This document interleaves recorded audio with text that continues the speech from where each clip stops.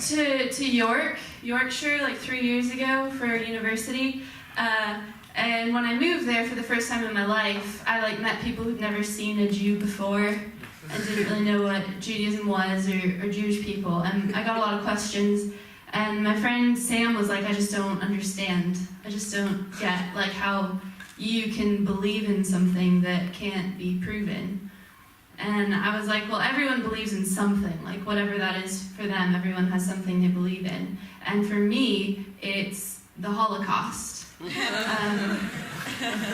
I do believe in the Holocaust, which is why when my grandma said she wanted to be cremated, I was like, that's messed up. But then she gave me her reason for wanting to be cremated. She was like, Geneva, I've been working since I was 10. I lied about my age to get my first job.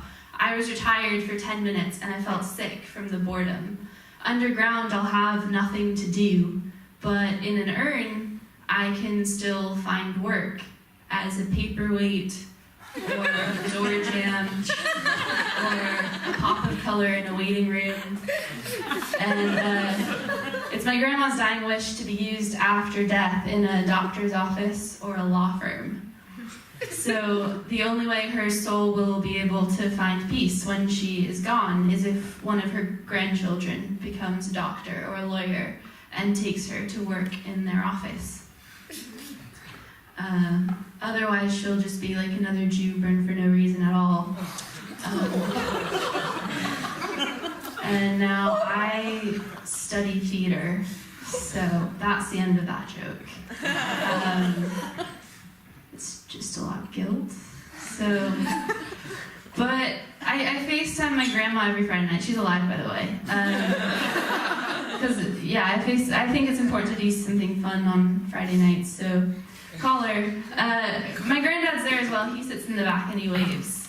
And my grandma talks. But once she turned around and was like, "Okay, now you say something." And he said, "Yes, dear." And she said, "That's enough." So they're existing. She told me not to do this because it's harder for women to do stand-up than men or something. And I was like, why? And she said, when a woman gets on stage, the audience just pictures her naked. So I felt really bad for you guys. Didn't know. So you can probably see I've vajazzled my vagina for this performance. So I've got a pink landing strip at the minute. The red dotted line down the middle. And I paid extra for itty-bitty people to stand on either side with glow sticks to direct traffic towards the front entrance. Because there's been some confusion in the past.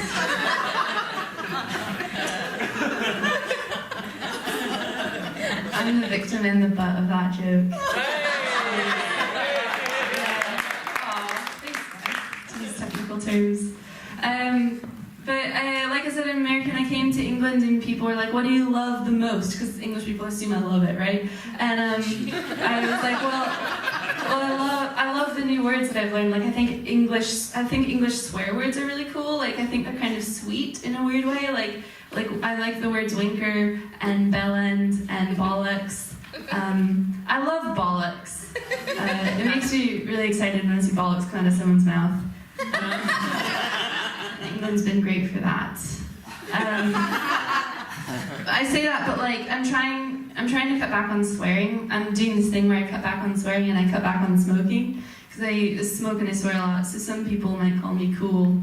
But I don't think I should be, because I wasn't cool as a kid, so I don't think I should be cool now. It's psychology.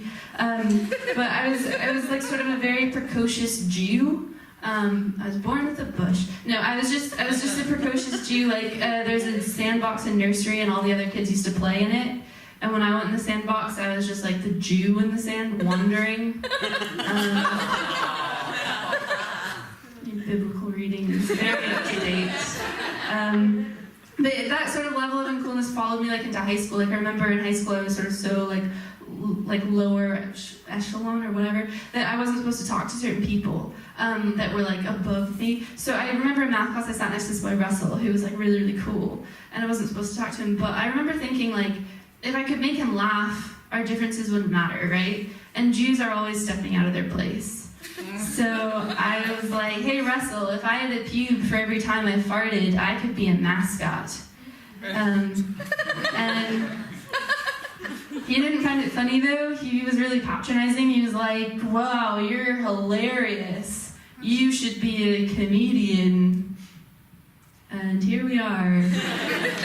So I'll leave you with these. The first jokes I ever wrote were for Russell. They're really important to me. Russell walks into a bar. The bartender asks him what he'd like to drink. Russell says, wow, you're so curious. You should be a journalist.